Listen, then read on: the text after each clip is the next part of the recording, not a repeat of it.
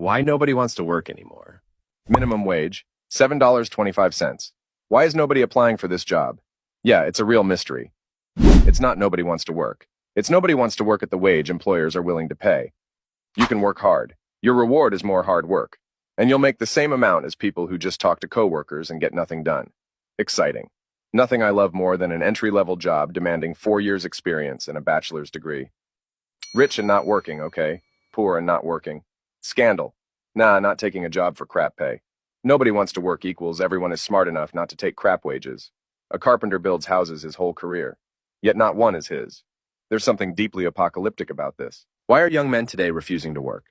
Well, unlike the dishonest mainstream media, let's go directly to the source and see what young men are actually saying. Job pays $15, no health benefits, taxes take $6, your rent is $1,500 for a small bedroom with 5 roommates. Why bother? Why contribute to a society that feels entitled to your labor? And not only does it lack gratitude for your contributions, but actively resents you, demonizes you, and works against you. I think the internet has given rise to a consciousness that men are realizing why work yourself into the ground for a society that treats you as disposable. Why work for no return at all? Barely living? Lol, just to spend the whole day doing nothing and living with basic food and water. Myth. Nobody wants to work anymore. Reality. Nobody wants to pay a decent wage anymore. Many say no work, no reward. I say no reward, no work. They want a 20-year-old with the work ethic of a 30-year-old, the maturity of a 40-year-old, the experience of a 50-year-old, who will work for the salary of a 10-year-old. People say you're entitled if you don't want to work, but they have it completely backwards. Society is the one who's actually entitled for forcing you to work. We didn't ask to be born, but society is arrogant enough to believe every newborn baby owes it 65 years of miserable labor. That is the epitome of entitlement.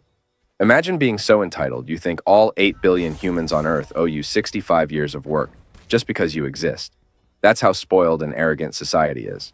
And it somehow has the nerve to call you entitled, when its own. Entitlement is a million times worse. Entitlement is a two-way street, and it's time we start looking at it that way. It's so funny reading all these comments about people who don't work being lazy. They have no clue what they're talking about, as there's a hilarious gap in their logic they don't even realize. When they say people who don't work are lazy, what they really mean is poor people who don't work are lazy. Rich people sit on the couch or in their yacht and never work too. They just don't get criticized for it the way poor people do.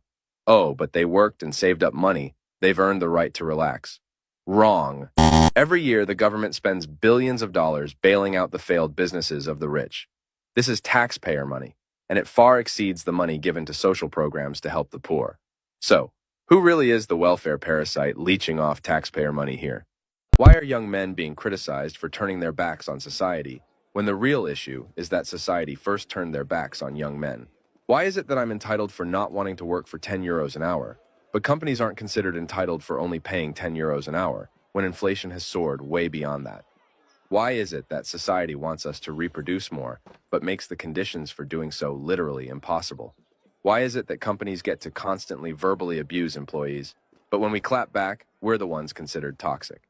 Why does society keep asking young people to get a job, after they screwed up the economy and made it impossible for young people to get a job in the first place? People don't need any convincing to hate their jobs. Their jobs do that for them. Like hating the police. Hating your job is one of the most beautiful and natural things you can do, which is why popular culture works so hard to convince us that cops are heroes and that jobs are actually good.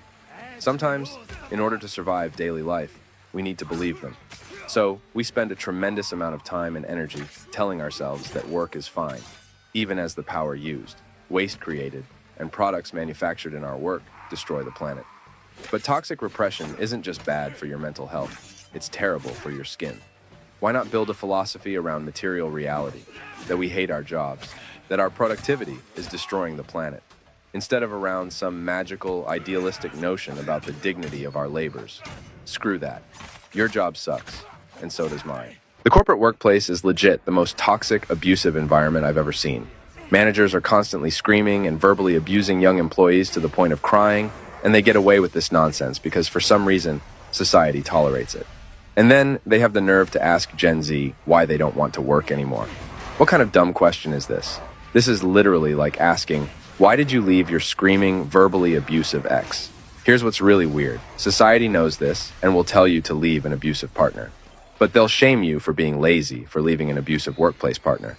So, yeah, it's no wonder we'd rather just stay home and play games. At least I can turn off LOL when it gets too toxic. Why do young men who game not want to work anymore? The answer is actually so simple, it's laughable. Young people don't want to work because jobs now don't want to pay enough money.